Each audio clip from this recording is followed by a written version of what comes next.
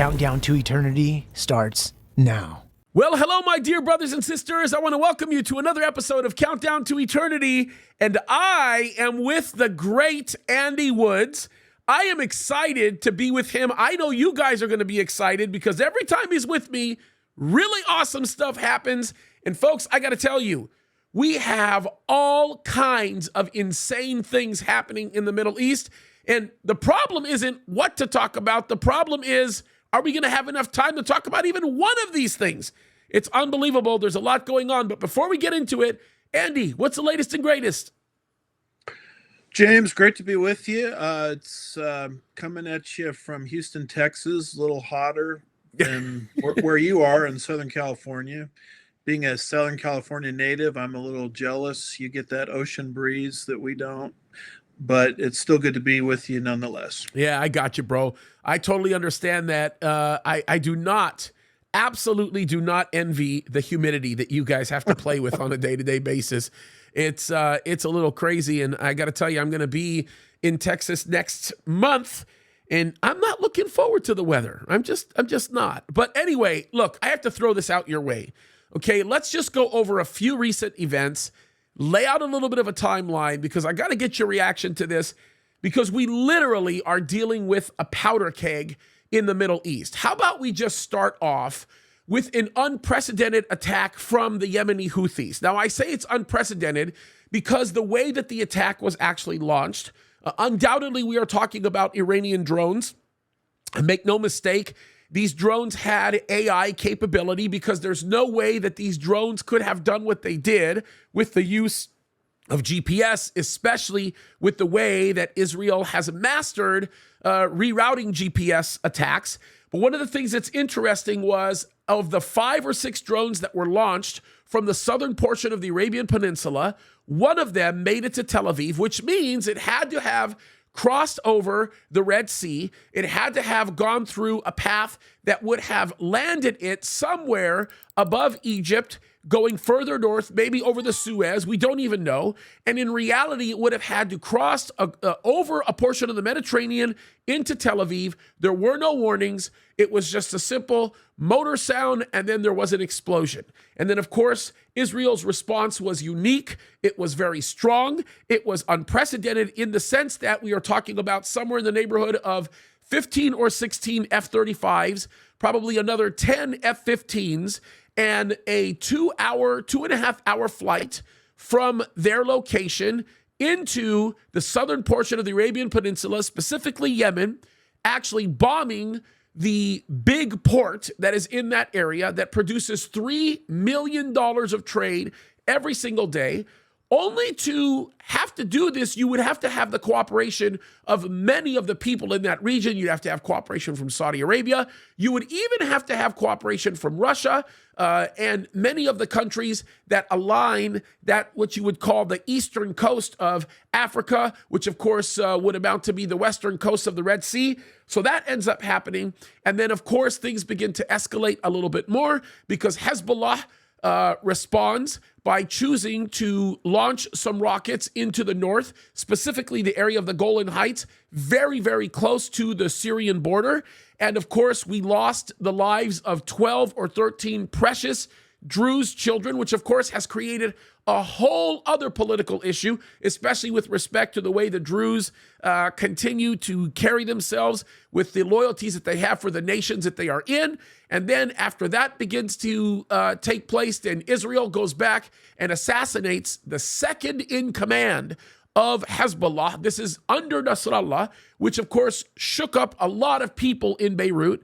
And then on top of that, you have Ismail Haniyeh of Hamas, who is their president. Literally, he is the highest ranking actual political operative of Hamas, who's killed in Iran while he is going to pay his congratulations and respects to the new president of Iran, who happens to replace the former president, who was very likely killed in a helicopter crash.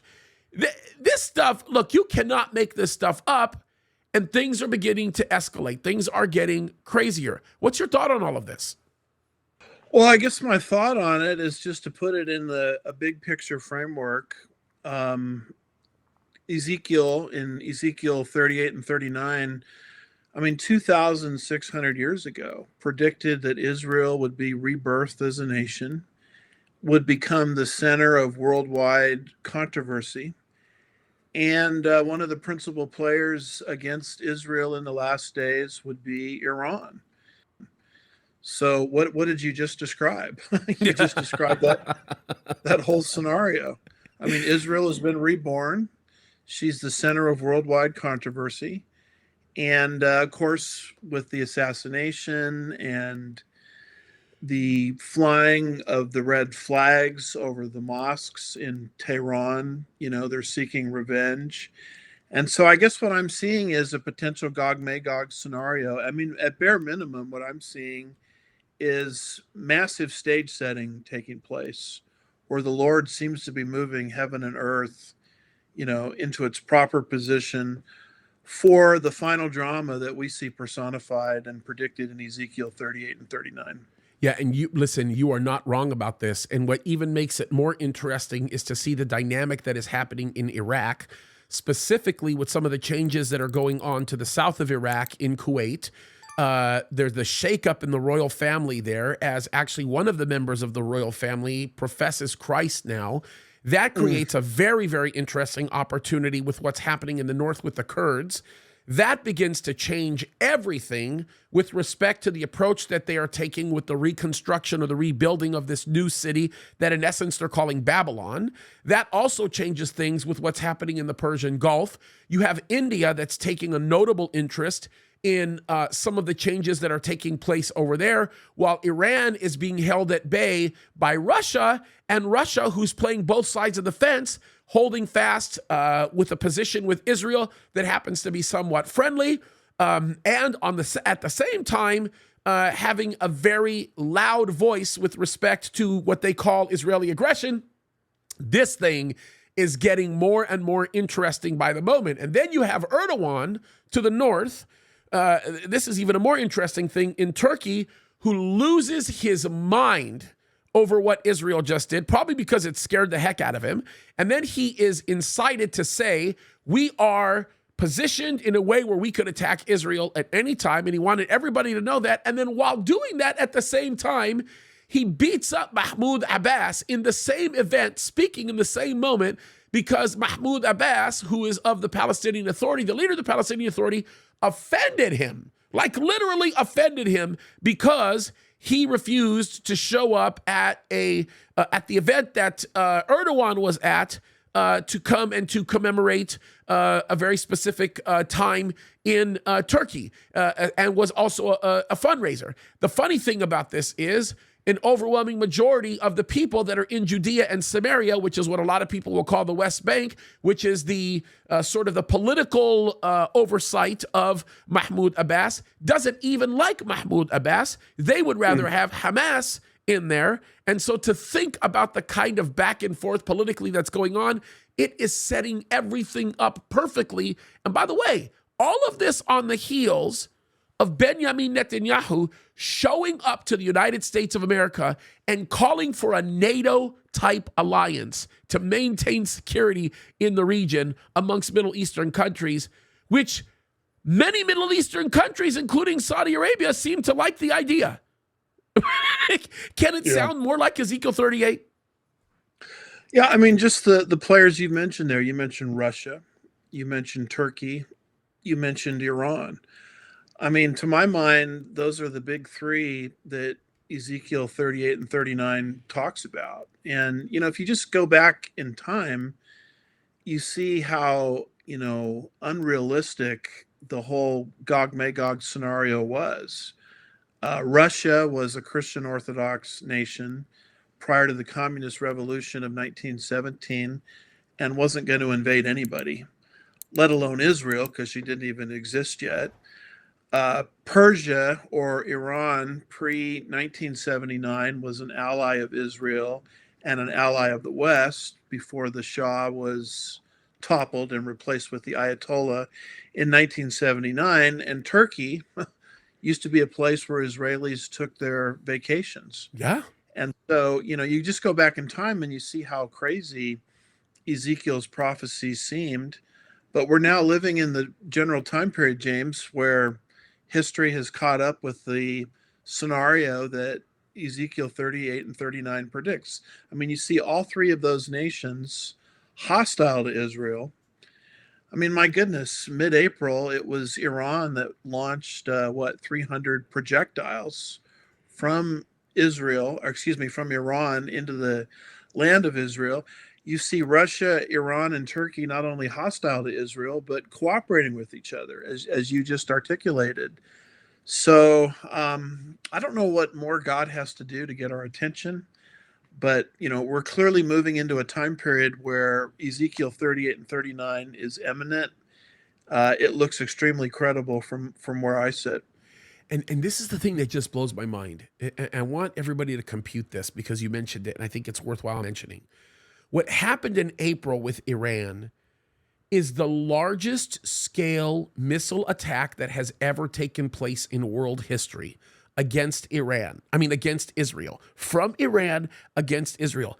And the thing that is astounding about this is the growing and irrelevant United States of America basically told Israel, you better not do anything. And then instead of Israel doing what they probably should have done, and that is destroy every single one of Iran's nuclear sites, what they end up doing is specifically targeting an S-300 battery system that is literally in the heart of Iran with the permission of Russia, because of the implications that would have been had with the understanding that these battery systems are being operated by Russians. What in the world are we looking at? This is crazy. Yeah, it's almost like we're saying, Israel will protect you, if you're attacked, but don't once you move into a framework where you're trying to prevent a future attack, we're not going to support you. That's the Biden administration's, it seems to me, their current policy towards Israel. So we're for Israel to an extent. We'll help in case of an attack against you. But if you acted like a sovereign nation and started to prevent future attacks, then we're not with you. And I think that's a real change in United States American foreign policy. And that disturbs me a great deal. When we've got our throat on Israel, we're supplying Israel's enemies with weaponry. I don't think that looks good related to Genesis 12, verse 3, where God is very clear that he'll bless those who bless Israel and curse those who curse Israel. I fear that our country, the United States of America, is rapidly moving to the wrong side of the ledger.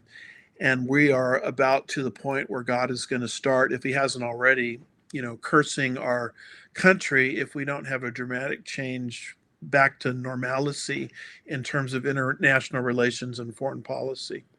Well, and the hypocrisy that is created by the specific position that's being had by the State Department and the handlers of the United States of America alone is something that is just absolutely astounding. Let me give you some perspective on this, okay? For well over 40 years, actually, let's just say well over 30 years to be safe, we have had this second in command guy to Hezbollah on our hit list to want to destroy. As a matter of fact, we have had a $5 million bounty on his head, okay? Israel manages to kill him, and what do? We condemn Israel for doing it. Mm-hmm. Like, it doesn't even make sense to me. It puzzles me. I'm at a loss for words when I see this. And by the way, we all know this. We all know that President Biden is by far the most lame duck president we have ever had in American history. His handlers continue to tell him what to do. He gets a card that tells him where to walk, when he can use the restroom. There's a video of him walking into an airplane the other day that they had no idea what the airplane was. Like, he just walked in, for a few minutes, everybody freaks out. They try to go find him. He walks out. He's literally an empty shell. He has he reminds me of Nebuchadnezzar when God pretty much cut the tree down. You know what I'm talking about? I mean, like literally cuckoo. And while all of this is going on, you have Kamala Harris, who continues on with her anti-Israel Israeli rhetoric, saying the nonsense that she's saying, the speech that she came out and gave that was supposed to sound presidential for 7 minutes after she met with Netanyahu was absolutely atrocious.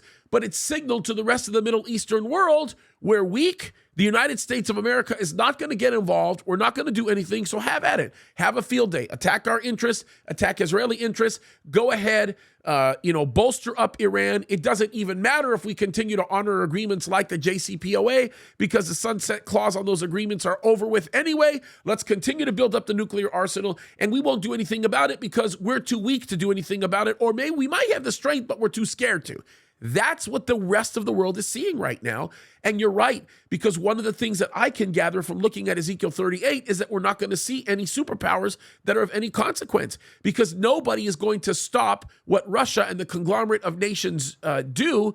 And on top of that, when they don't stop them, the only people that will be objecting will object, but they will not use any military force to stop it. And the only person that will stop it will be God Almighty. So this is such an interesting picture to be drawn here. Yeah, I mean, in the good old days, we used to study prophecy and say, well, certainly the United States of America, a faithful ally of Israel, would do something to stop the Gog-Magog invasion, yet the United States is not mentioned in those chapters, Ezekiel 38 and 39. So people used to ask, well, what happened to the United States? Well, what's interesting is nobody asks that anymore. That's right. I mean, now the whole situation looks very credible in terms of the United States, doing absolutely nothing. I mean, you mentioned the anti-Semitism of the Biden administration and Kamala Harris, the fact that Netanyahu, comes to the United States recently and is not even greeted, at the airport by either Harris or Biden. The fact that Harris, even though it's her constitutional responsibility to show up at Netanyahu's speech there in the House of Representatives, was a no-show, and they put some Democrat in there who is not even up for re-election. So it's almost like they're more intimidated by Michigan's electoral votes, than they are, treating an ally correctly in the midst of a war. And so, suddenly the United States doing nothing as this invasion occurs, as Ezekiel predicted 2,600 years ago, suddenly that whole situation, makes perfect sense, whereas it didn't make any sense 10, 15, 20 years ago. Yeah, and I have to tell you, this is so unbelievably remarkable. And one of the other things that fascinate me is the idea that when you read through Ezekiel 38, there is this implication that we can gather that it's going to be a peaceful time for Israel and actually for the region before this attack takes place. I mean, unfenced cities, unwalled cities, how in the world can that be? And as a matter of fact, it's interesting because when Saudi Arabia objects to the attack by Russia, the question is, what in the world got in your mind? We got a sweet deal going on here. What's taking place? And then, of course, there's the discussion with the hook and so on and so forth. But what's interesting is if we know that there's a peaceful condition that has to happen before this attack takes place, it would make sense that the United States of America becomes inconsequential, because what it does is it leaves it up to the leaders of that region to create some kind of alliance in order to produce a relationship that has some level of normalization, not even necessarily a treaty. Even if it's an economic normalization type of agreement, it's more than enough to create the kind of peace that is actually being projected in the book of Ezekiel. And it would also explain why nobody can fend off Russia, because nobody has positioned themselves in order to do it. You don't have fences, you don't have walls. Of course it's not going to happen. So all of this to me is very interesting. And I definitely agree with you when I see the fact that there's a lot of stage setting going on here, because that's exactly what's going on. I have a feeling that Ezekiel 38 is going to take place after the rapture. And the only reason why I believe that is because in Ezekiel 39, God says immediately, I'm dealing with you right now, Israel, which gives me the implication that perhaps this is the dispensation. God is dealing with Israel, which gives me the indicator that we are past the church age here. But with that said, you would have to almost see what we're seeing right now in order for these nations to be forced into this need to create a peaceful condition, because they themselves are going to implode if they don't do that. It just makes a lot of sense to me. I don't know. What do you think? Well, I think you're right, because prophecies are never fulfilled in a vacuum. And any prophecy of the Bible you want to study, even the first coming prophecies, the stage was set way, I mean, we're talking about hundreds of years in some cases in advance. And as humanity kind of drifted towards the time period when that prophecy would be fulfilled, suddenly the scenario started to make more sense. I think that's what we're seeing right now. I think this is one of the great tools that the Holy Spirit is using to grab the attention of the world. I mean, we're literally living in a time period of prophetic stage setting. You know, as we said before, Israel is in the land. She's the center of worldwide controversy. And the very nations that God said would be hostile to Israel are all in place. And as you articulated earlier, they're all in alliance with each other. And I don't anticipate this scenario getting more murky as we get closer to the fulfillment of these things. It's coming into fruition with greater and greater clarity any way you slice this. Okay, so I would be amiss to not ask you this question, because in my mind, at least to me, you're the subject matter expert in this, okay? So amongst our group, amongst our people who teach Bible prophecy, you're the guy that I go to when I want to hear about this. Where does the condition in Iraq fall? What do you think is happening right now with respect to this creation of Babylon? Me and you see this very eye to eye in terms of what's happening. This is me. I'm just telling you my thought. I think that I'm beginning to see some stage setting for the creation of Babylon, the way that we see it described to us in the book of Revelation. It would almost seem as though there's so much attention being focused away from this area that it's creating almost the perfect condition for this to be blooming, especially as has been intended for the last several years. What are your thoughts on this? Well, you know, a very good magician, you know, what he's doing with one hand, you have to watch the other hand because that's where the action is. And as much as our focus is on Israel, Iran, all of these things, you can never take your eye off Iraq if we take Bible prophecy literally. And the two of us do. Yep. Revelation 17 and 18 predicts that the city of Babylon will be rebirthed and will eventually become a city of worldwide prominence and significance in the end time scenario. And so there are constantly things happening in Babylon that are preparing the way.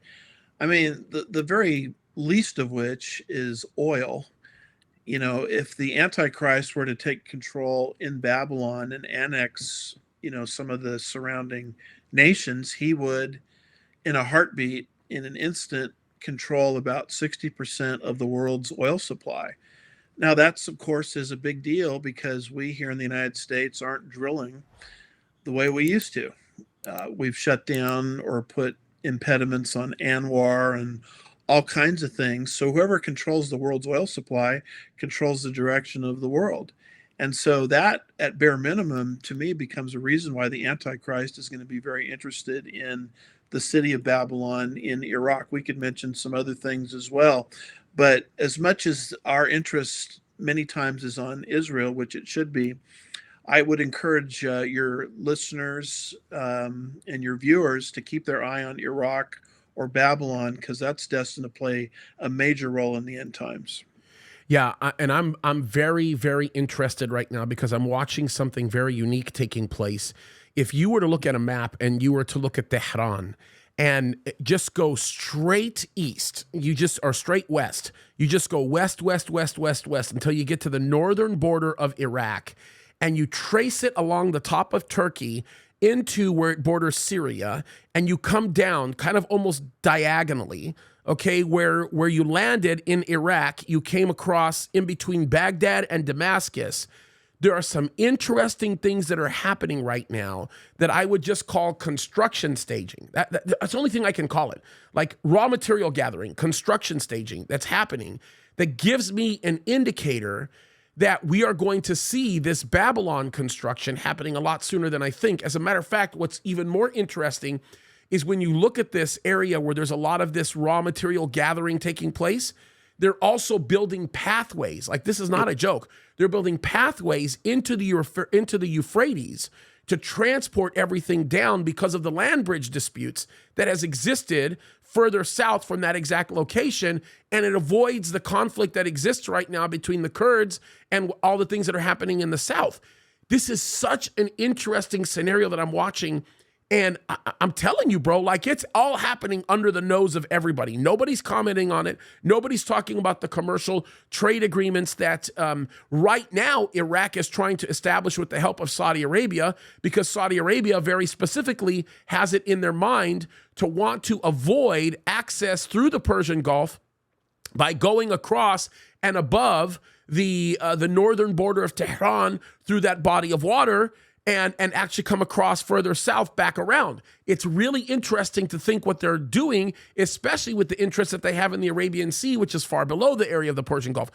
Like, all of this seems like it's all coming together. There's a security interest that Saudi Arabia has made clear has to be established in order for this agreement that they're trying to normalize with Israel to happen because of trade. They're making this all about trade. And a lot of people might not realize this, but India has a huge stake in this because of the fact that many of the things that they're exporting from India could have a substantial effect on what China is actually doing. It could very much affect China's economic status simply because there's a lot of bypassing going on.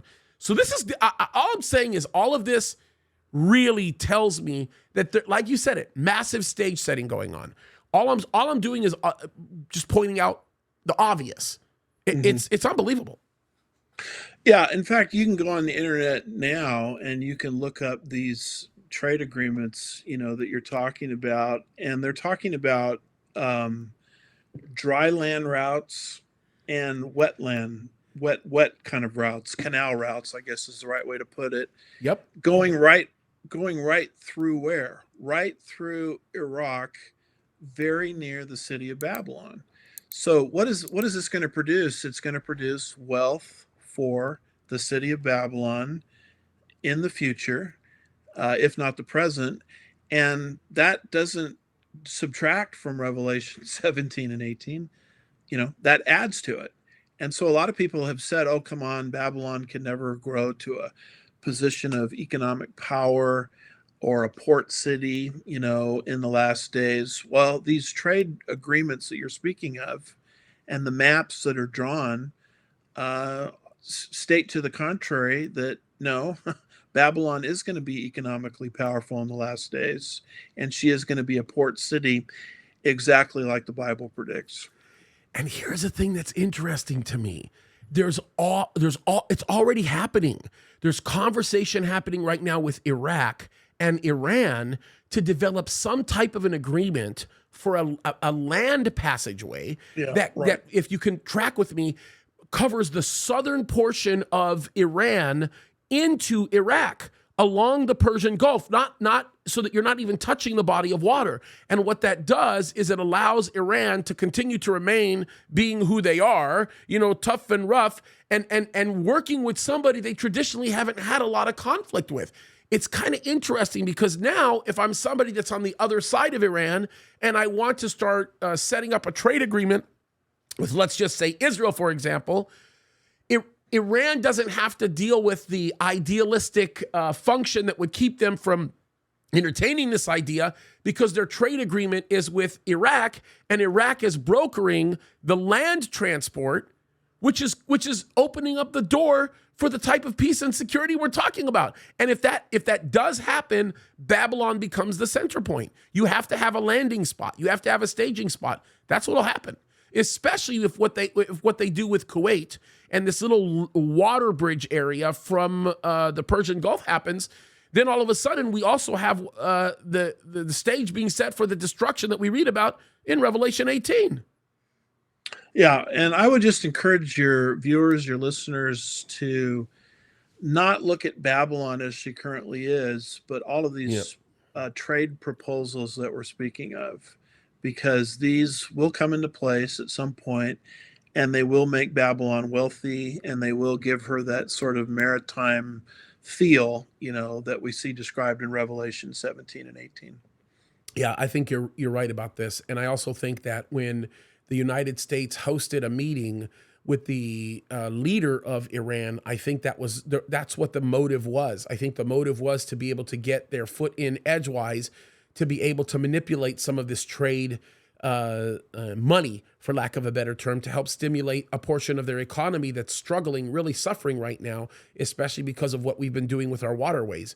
It's very obvious what's happening, and if that's any indicator of how the other nations are going to act, then everybody's going to come bowing at the feet of Babylon. I think that's what's going to happen. I think you're 100% right on that. Mm-hmm. Yeah, and I think people can double check me on this, but it's called Port. I think the initials are FAW. If you read that, you'll see all these maps, or Google that, I should say. You'll see all these maps and proposals for what they want to produce. Yeah, and then the movement of globalism is also looking upon Iran or Iraq favorably. It's really interesting, but I'll have to look that up. You said it's FAW? It's called Grand FAW Port. Grand FAW Port. Okay, we'll have to look at that. Yeah, and that's where you'll read about things like Iraq's ambitious, I think it's FAW Port project, inches closer to completion.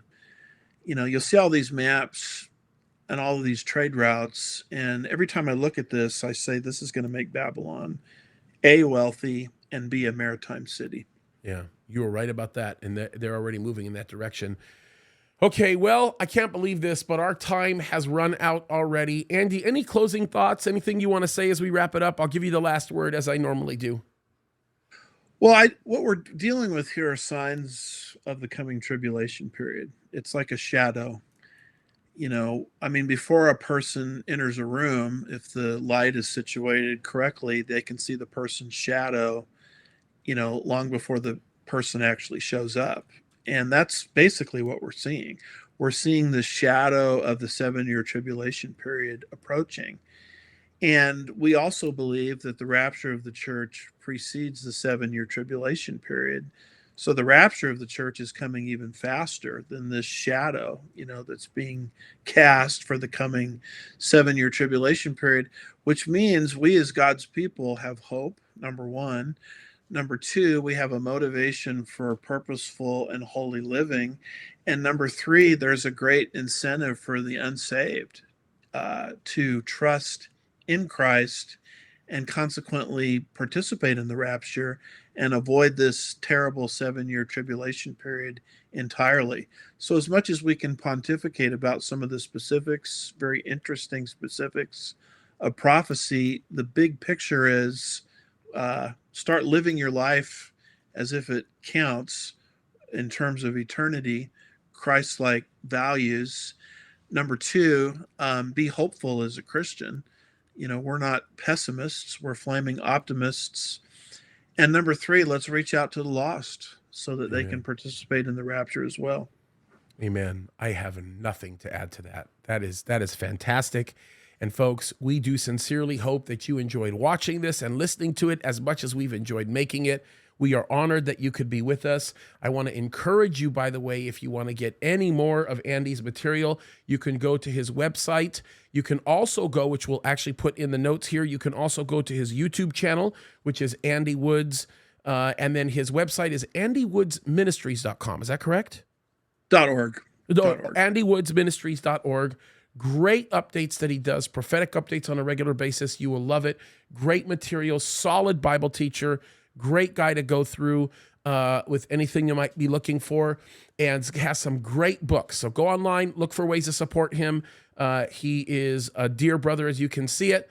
So folks, we love you. On behalf of the great Andy Woods, May you have an absolutely wonderful day. And thank you. And God bless you for joining us for another episode of Countdown to Eternity. We love you so much. God bless you.